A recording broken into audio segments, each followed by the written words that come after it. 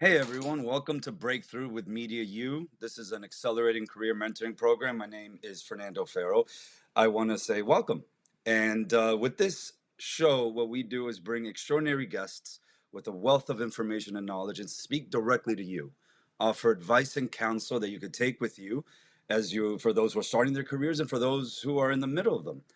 And today we have an incredibly special guest. He served as a president and CEO of ArcLight Cinemas and Pacific Theaters. He was also the CEO and president of Landmark Theaters, where he oversaw the creation of all the new theater builds and the film buying, which is an element that isn't talked about enough in our industry. So it is with great pleasure to introduce Mr. Ted Mundorff. Hello, sir. How are you? Thank you, Fernando, for a generous introduction. What Thank you. I mean, that is a wild resume. You're definitely in the lane of our industry that is fundamentally important that I don't think is often talked enough. I think a lot of people know just how necessary you are in the entire filmmaking process. A bunch of pieces aren't realized as we, create and make a film, and it's the piece after the film is done, and what happens to it, and how does it get to where it wants to go, and that's where most of my career was spent doing with moving the film from distribution into the view of the public. So I worked both as a distributor and an exhibitor over the years. And but your point is a good point that there's some film schools, pretty high regarded film schools that don't teach any of this, and yet there's some that do. Not that that's what someone's there for, but they still, meaning a student, but they still need to understand that piece. It's a big, important piece. It's the Well, it's financial also part. it's also one of the most fascinating ones because I feel like it's one that's constantly evolving.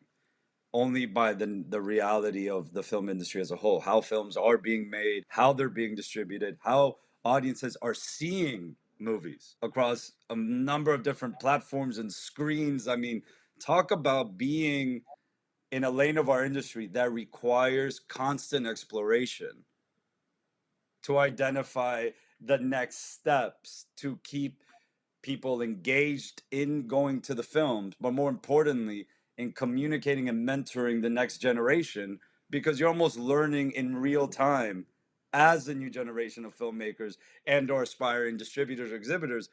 It's just moving at such a fast pace. It truly is, and but some of what's old is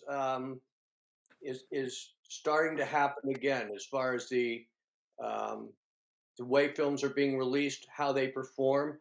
That is percentage wise of numbers is still behaving exactly the way it was pre-pandemic. Um, but it is changing, and I think it's going to look at the end a little more like pre-pandemic than people thought. I love that. I mean, I'm one who constantly goes to the movies. I mean, it's an experience that is collectively shared in a time when there are not that many opportunities to have collective experiences. But one thing I really want to dive into with you, again, because of the lane of the industry that you're in, one that I reiterated is constantly changing, right? Is the dynamic of the current generation of professionals and the new generation of professionals, like where that sort of mentoree dynamic comes into play when there's so many elements that are being introduced to you guys to the two levels at the same time. One of the things that I found always incredibly interesting is kind of the phrase of who you know and how that dictates into success or failure in not just our industry. I think it's applicable to all industries. But I think that's a gross oversimplification of what that dynamic really constitutes or what it means. Like for yourself, what are those specifics that generate a successful mentor-mentoree relationship where both can take something out of it and it's not just one-sided, or it doesn't feel like it could be mutually beneficial, but in fact it could help grow because the young generation is learning things or adapting to things that, you know what I mean, like the introduction or the consumption of knowledge now is vastly different among different generations. I think you bring up a great point, and the older generation doesn't know a whole lot of stuff that the younger generation was born into. Younger generation was born into social media, the internet. When we were born, or I was born, that didn't exist, and so I think it has been and it continues to be a learning uh, process from both the mentee side and the mentor side, going both ways. And I think no more important than it is right now, as things, as you say, Fernando, evolve so quickly, and tomorrow's going to be completely different Mhm. than today is, and I don't know that that was I could say that even 10 years ago. For someone who is looking into finding a mentor, because I've had incredible mentors in my life that have definitely played a hand in my own career. But I feel like there's a mindset you need to have to really take in what your mentor could be offering to you and what you could take away from it and what you have to be opened up to listening to. Like, what, because it's easy to say something, but then to actually put yourself in a situation where you're taking information from somebody else. What's the mindset that a mentee should have in searching out a mentor? And what should they look for in a mentor that could help them as they move forward? Well, I think you hit it. I think what is important is the mentee wanting to get information, wanting to learn, and just not how can I, meet that important guy over there. I remember someone saying to me when I was starting out, get to know your contemporaries because they're the ones who are going to lead the industry someday, not the old guys now that are leading the industry. So, and I thought that was a real good piece of advice. And as all of us grew up, when we were young, grew up together, some of those folks did become, well, they all became eventually presidents and studios and head of distribution companies. So I thought that was a real good piece of advice. But you hit this properly by saying that you have to be open. So the mentee, has to definitely be open to learning, and also inquisitive is pretty important because they have to ask questions. So the mentor knows where to help them, where to help her. And I think it's also interesting, also from the perspective of time. I remember very early on, I would call my mentor twice a week, email him a couple times a week, to the point where the responses started getting considerably slower, to where he's like, "Hey, man, like doing I'm also in the middle of my career. I can't, my job isn't to necessarily walk you through your career, but is to offer more advice." The concept of time is one that's very interesting and one that isn't talked about in regards to forming that relationship. Like, what is it? When is it too much to communicate with the person or not enough? How do you respect that other person's time, vice versa? Like, the concept of time in this dynamic is one that is rarely talked about and kind of like presented before entering in that dynamic. Well, I think there's different kinds of mentor mentee relationships. One being uh, the, the the way that I acquired mentors was more organic because we were in companies, and usually Mhm. work for a company or either big or small, and that mentoring was ongoing. It was daily, it was hourly. That's one kind.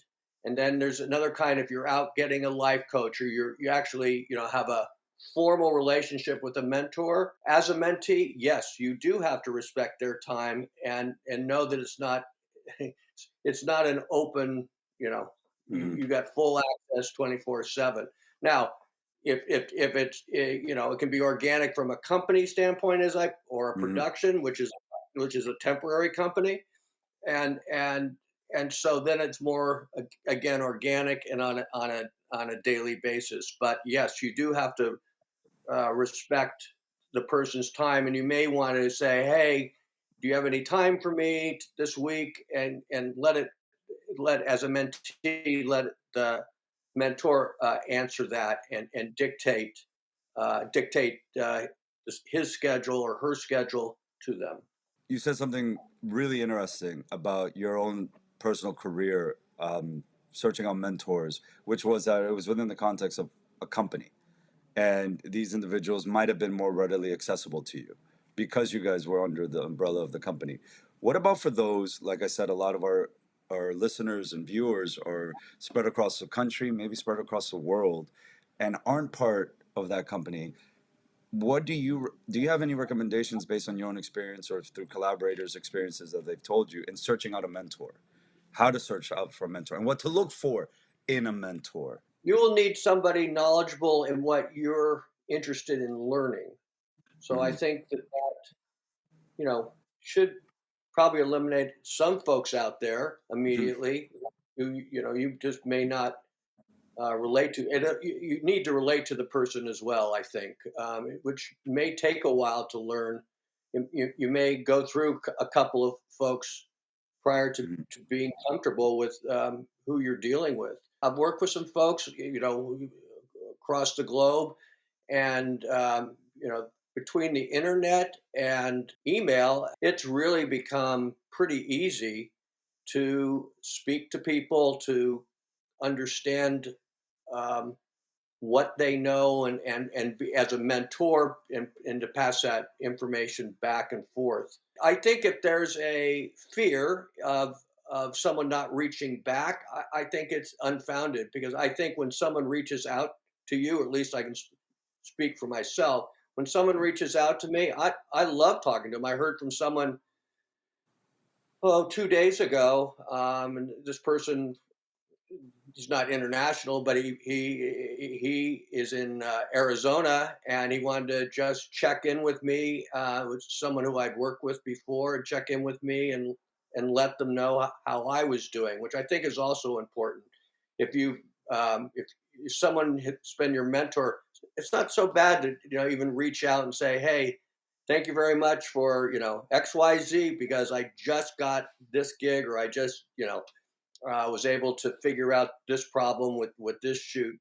And To show I gratitude, to yeah, show gratitude. I think that's it's helpful, and I think it's just part of the it's part of the process. But we're all, we're in an industry that requires mentorship. I think it's Mhm. almost like growing up in the old days, and you wanted to become a carpenter, you worked with a carpenter, and that's how you learned. You didn't go to school to be a carpenter. Mhm. And our business, I'm hard pressed to think of any part of our business that isn't that way. Uh, Mhm. that So it's natural. I think there's an advantage here, because whoever is becoming the mentor, was a mentee at one point, Mhm. and Mhm. so it's a natural. I think it's a natural progression.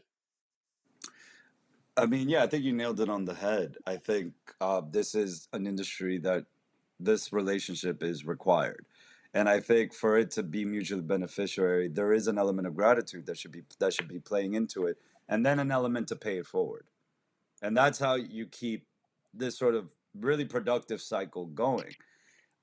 With everything that you've done, because you've done a lot. You've, like I said, I referenced your movie, the still frame behind you from an incredible movie. What is something that you yourself now would tell your younger self when you were starting out? If you could be your mentor for a second, what advice would you give your younger self? I would say to learn how to do an elevator pitch. An elevator pitch, what I mean is, explain who you are, what you're doing, and what you want, all within about a minute. And this would be beneficial in a meeting. This would be beneficial if you're pitching a project, but you have to get down an elevator pitch. And I think you can practice it. You can practice doing it, and you should practice doing it. And I think one of the important parts of that is also don't start with an ask. Don't say, "Hey, I need this. Here's why." Instead, explain, reference yourself briefly. Don't start in first grade saying, I was in first grade before second grade. So briefly say who you are, but don't go into history, and then end with an ask. Ted, I've honestly, I feel like I could talk to you for another 2 hours. I really appreciate the time that you have given us, and more importantly, the lessons that you have given us. I think that this is one that I hope everyone listening in can take from like take it in and apply immediately, because everything that you've told us are actionable right now. I think, and particularly the necessity to introduce yourself with effectiveness, confidence, specificity, invaluable information, and then not be afraid to forge relationships, not be afraid to reach out to people, not be afraid to ask for help, and also the respect of that relationship. So I think, honestly, I just bottom of my heart appreciate you. Thank you for joining us. I know that your time is very valuable, so it means a lot for us for you to join. And like I said, I could easily talk to you for another 3 hours, man. Thank you very You were much. fantastic. Thank you. So, on behalf of everyone in Media U, thank you, Ted. And guys, Breakthrough with Media U. We have more episodes coming. Stay tuned.